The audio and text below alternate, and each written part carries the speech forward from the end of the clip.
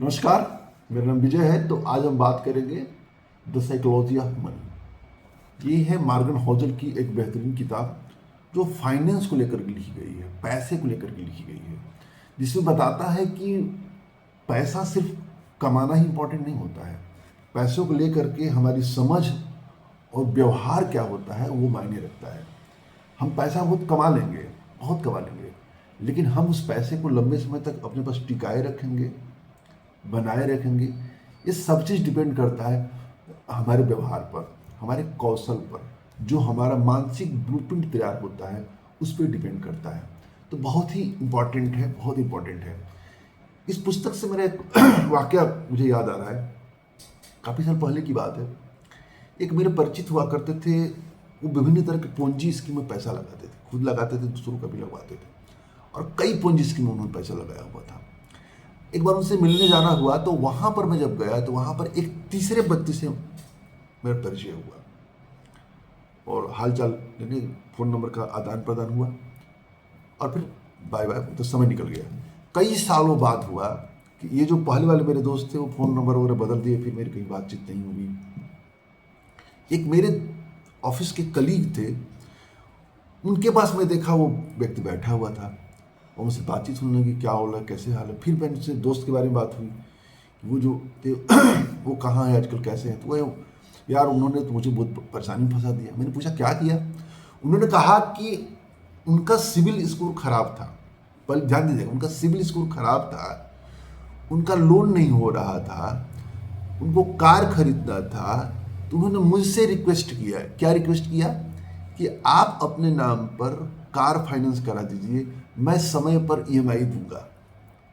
क्योंकि दोनों लोग दोस्त थे, साथ में साझे में कुछ काम करते थे, ये सहमत हो गए। इन्होंने अपने नाम पर लोन उठा लिया और जानते हैं क्या हुआ, 2-3 किस्तें देने के बाद उन्होंने किस्तें देना बंद कर दिया। अब किस्त देना वो बंद कर दिया, मोबाइल नंबर बदल दिया, शहर छोड़ दिया, घर परिवार पूरा छोड़ दिया। अब इनके पास कोई कांटेक्ट नहीं। अब परेशान, क्योंकि जो बैंक वाले, जो फाइनेंशियल एजेंसी थी ना, इनसे उनको पकड़ रही थी। अब भागे भागे फिर रहे थे। ये सबक है उनको कि हमें कभी भी किसी और के लिए खुद के ऊपर फाइनेंशियल बर्डन नहीं लेना है। उसके लिए तो नहीं लेना है जिसका सिविल स्कोर खराब है।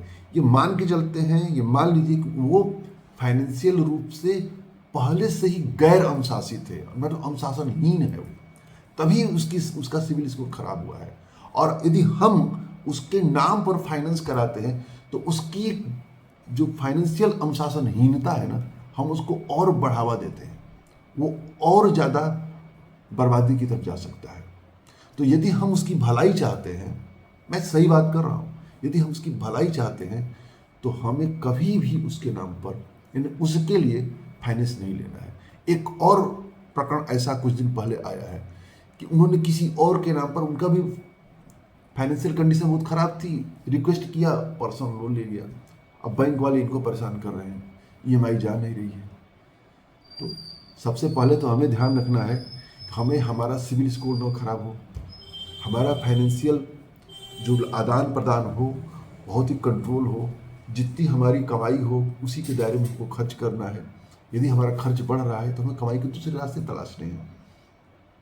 किसी और से मुफ्त का पैसा लेकर के, उधार लेकर के काम नहीं चलाना है, क्योंकि उधार जो होता है ना, एक नशा की तरह से होता है।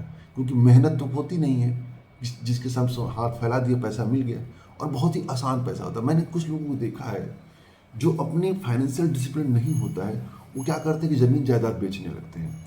और ज़मीन जायदाद जो बेचना होता है ना, सबसे आसान पैसा होता है, तनिक भी मेहनत नहीं लगता है।